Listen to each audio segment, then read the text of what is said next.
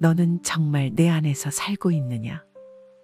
무너진 삶 속에서도 내 약속을 붙들고 있느냐? 인생을 살다 보면 모든 것이 무너져 내리는 순간이 있습니다. 모든 노력이 물거품이 되고 소중했던 관계가 깨어지고 꿈꾸던 미래가 한순간에 사라질 때가 있습니다.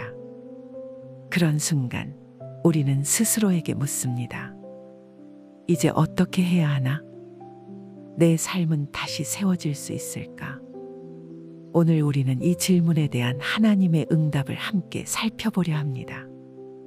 하나님께서는 무너진 우리 삶을 다시 세우시는 놀라운 약속들을 성경 곳곳에 담아두셨습니다.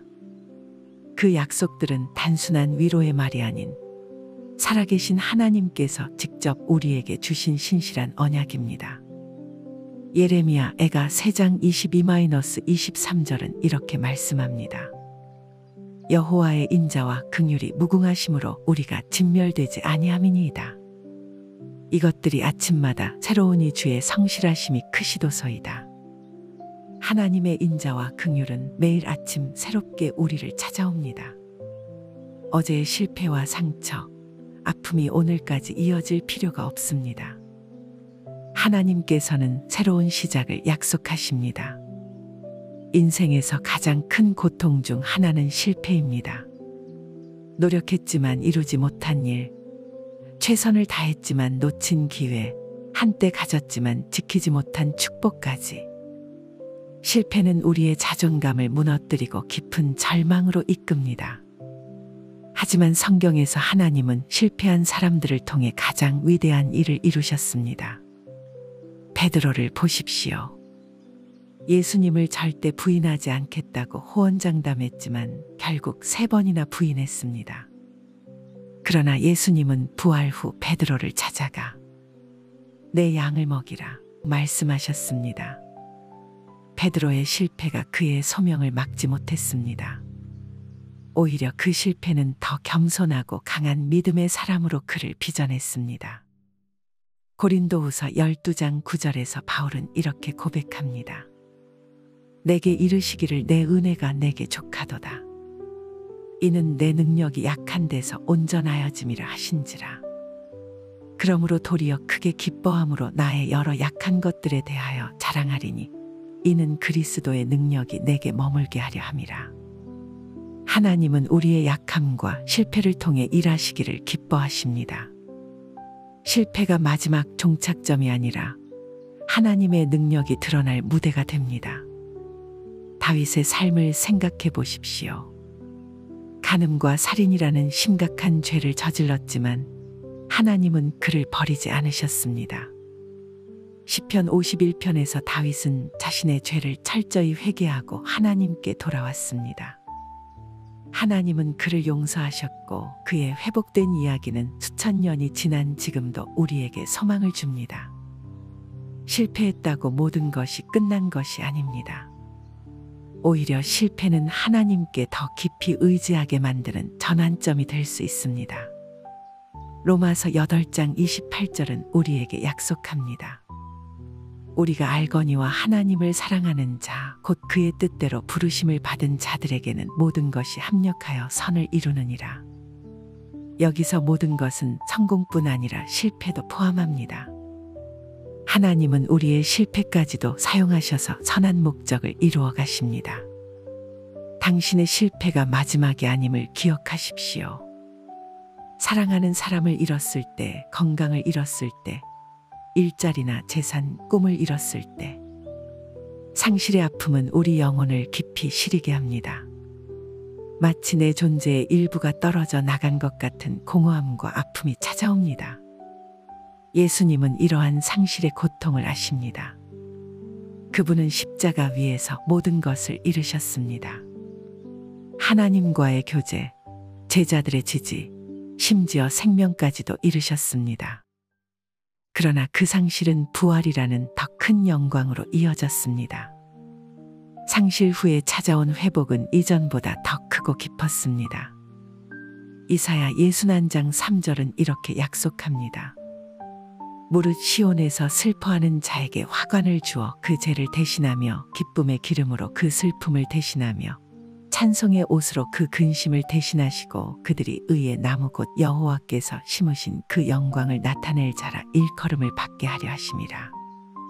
하나님은 우리의 상실을 그대로 두지 않으십니다. 죄를 화관으로, 슬픔을 기쁨으로, 근심을 찬송으로 변화시키십니다. 이것은 단순한 감정의 전환이 아니라 우리 삶의 목적과 방향성이 완전히 새롭게 되는 근본적인 변화입니다. 욥의 이야기를 떠올려 보십시오. 그는 하루아침에 재산, 자녀들, 건강까지 모든 것을 잃었습니다.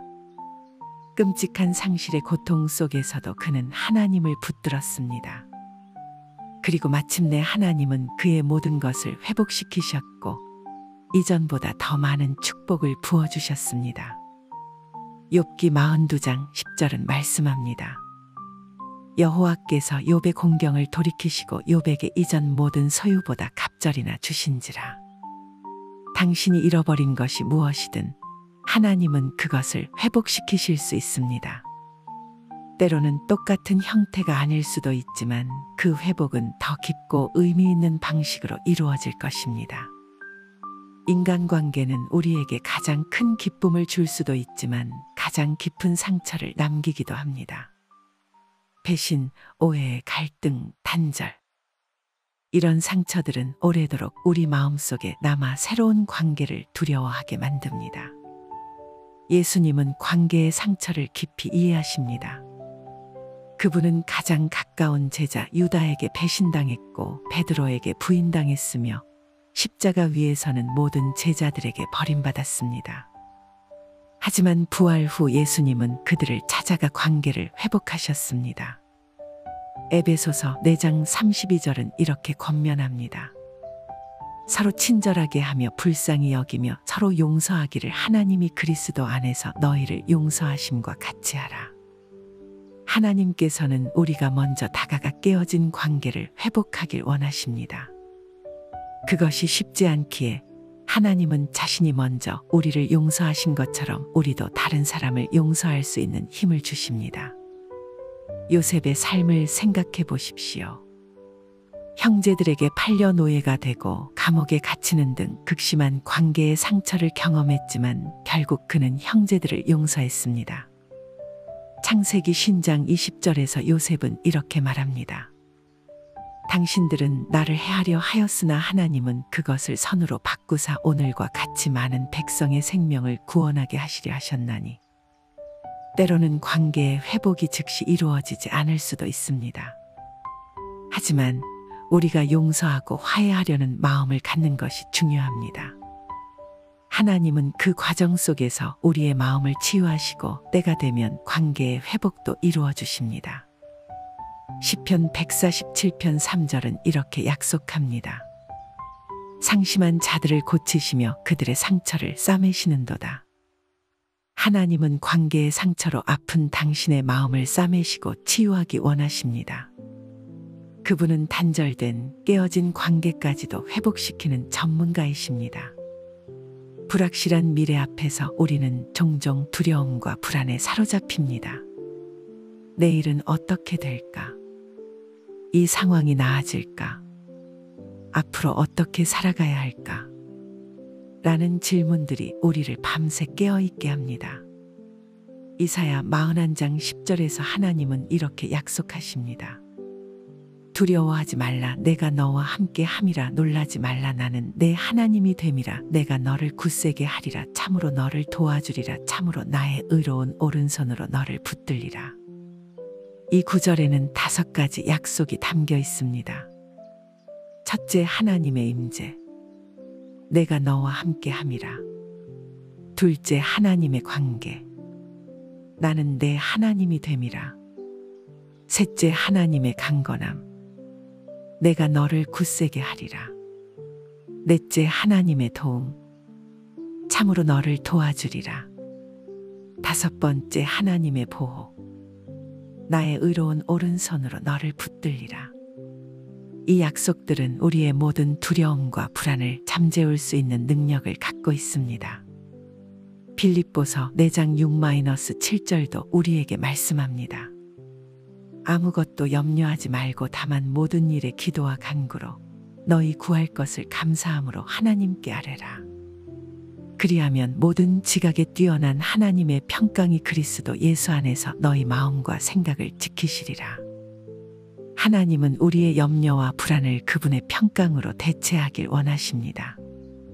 기도를 통해 우리는 그 염려를 내려놓고 그분의 평안을 받아들일 수 있습니다.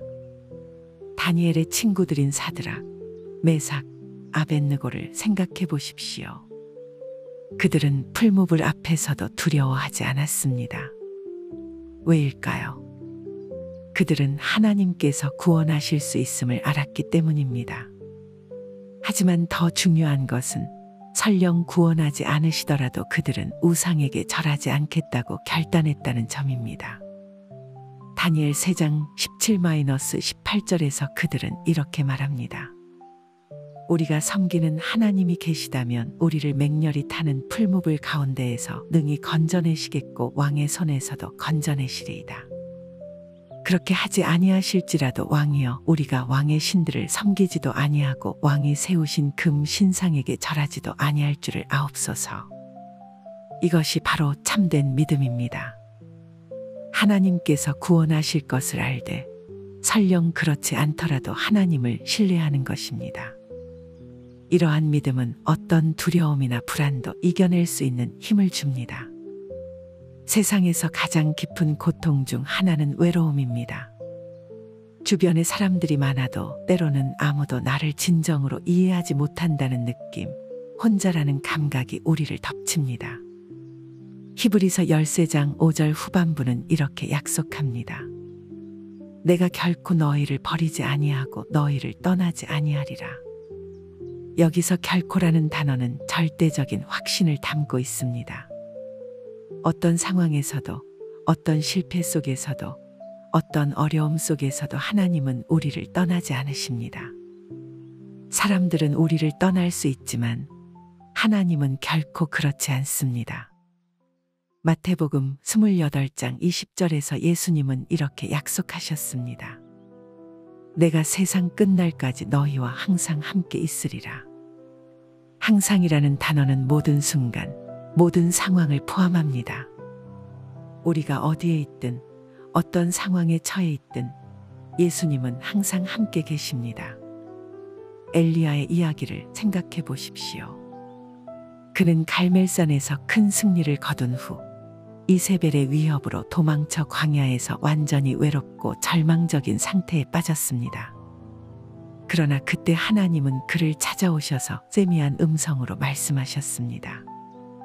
열왕기상 19장 9-12절에서 하나님은 엘리야를 찾아오셨고 그에게 자신이 여전히 함께하고 있음을 보여주셨습니다. 우리가 가장 외롭고 절망적일 때에도 하나님은 우리를 찾아오셔서 함께하십니다. 시편 23편 4절은 이렇게 말씀합니다. 내가 사망의 음침한 골짜기로 다닐지라도 해를 두려워하지 않을 것은 주께서 나와 함께 하심이라. 주의 지팡이와 막대기가 나를 안위하시나이다. 인생의 가장 어둡고 외로운 순간에도 하나님은 우리와 함께 계십니다. 그분의 지팡이와 막대기가 우리를 인도하고 보호하십니다. 때로는 모든 문이 닫히고 모든 빛이 사라진 것 같은 상황을 맞이합니다. 미래가 보이지 않고 희망이 없어 보이는 그런 순간들. 로마서 5장 5절은 이렇게 약속합니다. 소망이 우리를 부끄럽게 하지 아니함은 우리에게 주신 성령으로 말미암아 하나님의 사랑이 우리 마음에 부은 바 됨이니 하나님께서 주시는 소망은 절대 우리를 실망시키지 않습니다. 그 소망은 환경이나 상황에 기초한 것이 아니라 하나님의 변치 않는 사랑과 신실하심에 근거하기 때문입니다. 예레미야 29장 11절도 이렇게 말씀합니다. 여호와의 말씀이니라 너희를 향한 나의 생각을 내가 아나니 평안이요 재앙이 아니니라 너희에게 미래와 희망을 주려 하는 것이니라. 이 말씀은 이스라엘 백성이 바벨론의 포로로 잡혀간 가장 어둡고 절망적인 상황에서 주어진 것임을 기억하십시오. 가장 소망 없는 상황에서도 하나님은 우리에게 미래와 희망을 약속하십니다. 요셉의 이야기를 다시 생각해 보십시오. 그는 형제들에게 팔려 노예가 되고 억울하게 감옥에 갇히는 등 소망 없는 상황들을 겪었습니다. 하지만 하나님은 그 모든 상황을 사용하셔서 요셉을 애굽의 총리로 세우셨고 많은 생명을 구원하는 위대한 계획을 이루셨습니다. 우리는 지금 자신의 상황이 어떤지 모를 수 있지만 하나님은 더 큰 그림을 보고 계십니다. 그분은 모든 것을 선으로 바꾸실 수 있는 능력을 가지고 계십니다. 하박국 3장 17-19절은 소망 없는 상황에서도 하나님을 신뢰하는 선지자의 고백입니다. 비록 무화과 나무가 무성하지 못하며 포도나무에 열매가 없으며 감람나무에 소출이 없으며 밭에 먹을 것이 없으며 우리의 양이 없으며 외양간에 소가 없을지라도 나는 여호와로 말미암아 즐거워하며 나의 구원의 하나님으로 말미암아 기뻐하리로다. 모든 것이 실패하고 사라져도 하나님은 여전히 우리의 기쁨과 힘의 근원이 되십니다. 이것이 바로 흔들리지 않는 소망의 기초입니다. 무너진 삶 앞에서 가장 필요한 것은 새로운 시작입니다. 과거의 실패와 상처를 뒤로하고 새롭게 시작할 수 있는 기회. 이사야 43장 18-19절은 이렇게 말씀합니다. 너희는 이전 일을 기억하지 말며 옛날 일을 생각하지 말라. 보라 내가 새 일을 행하리니 이제 나타낼 것이라 너희가 그것을 알지 못하겠느냐. 반드시 내가 광야의 길을 사막의 강을 내리니. 하나님은 우리의 과거에 붙들려 있기를 원치 않으십니다. 그분은 새로운 일을 행하시고 불가능해 보이는 상황에서도 길을 내시는 분입니다.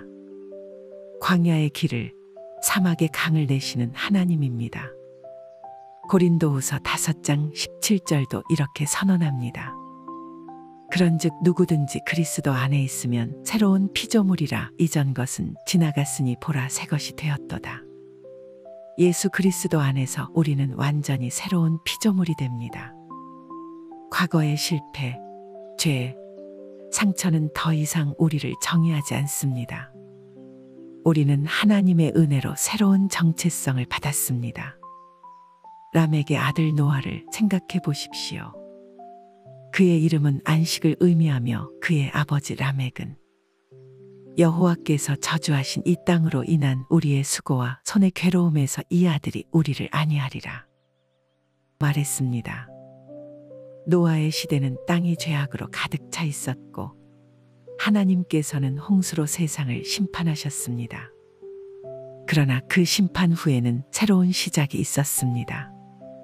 하나님은 노아와 언약을 맺으시고 다시는 물로 세상을 멸하지 않겠다고 약속하셨습니다. 창세기 9장 12-13절에서 하나님은 이렇게 약속하십니다.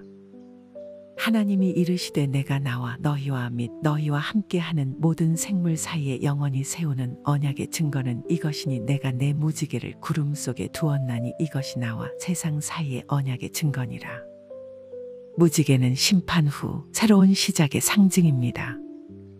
우리 삶에서도 어떤 폭풍과 어려움이 지나간 후에는 하나님의 약속의 무지개가 나타납니다. 그것은 새로운 시작, 새로운 기회의 약속입니다. 우리는 오늘 하나님께서 무너진 삶을 어떻게 다시 세우시는지 그분의 약속들을 통해 살펴보았습니다.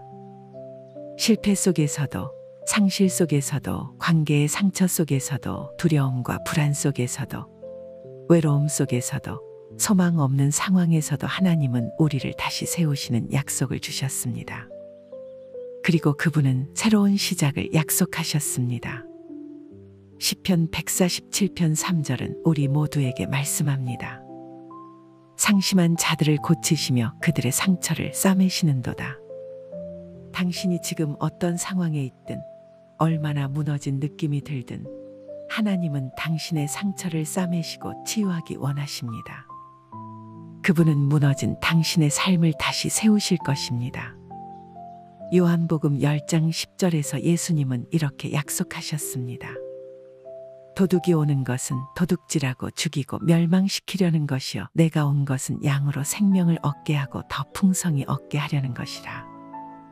예수님은 우리에게 그저 생존하는 삶이 아니라 풍성한 생명을 주시기 위해 오셨습니다. 무너지고 깨어진 삶에서 다시 일어나는 것을 넘어 더 강하고 더 깊은 믿음으로 풍성한 삶을 살게 하시려는 것입니다. 이사야 61장 4절은 이렇게 약속합니다. 그들은 오래 황폐하였던 곳을 다시 쌓을 것이며 옛부터 무너진 곳을 다시 일으킬 것이며 황폐한 성읍 대대로 무너져 있던 것들을 중수할 것이라. 하나님은 단순히 무너진 것을 원래대로 돌려놓으시는 분이 아닙니다. 그분은 무너진 것을 새롭게, 더 강하게, 더 아름답게 재건하시는 분입니다. 당신의 무너진 삶도 하나님의 손길로 다시 세워질 때 전보다 더 견고하고 아름다운 모습으로 변화될 것입니다. 시편 30편 5절은 우리에게 이렇게 소망을 줍니다. 그의 노염은 잠깐이요 그의 은총은 평생이로다. 저녁에는 울음이 깃들일지라도 아침에는 기쁨이 오리로다. 당신이 지금 어둠의 계절을 지나고 있다면 기억하세요. 아침이 오고 있습니다. 울음의 밤이 지나면 기쁨의 아침이 찾아올 것입니다. 하나님께서 약속하셨기 때문입니다. 이제 하나님의 약속을 붙들고 그분이 당신의 무너진 삶을 어떻게 다시 세우실지 기대하며 나아가십시오. 그분은 신실하시고 그분의 약속은 변함이 없습니다. 주를 의지하는 자는 시온 산이 흔들리지 아니하고 영원히 있음 같으리로다. 시편 125일. 오늘도 하나님께서 당신과 함께 하시고 무너진 모든 곳을 다시 세우시길 기도합니다. 아멘.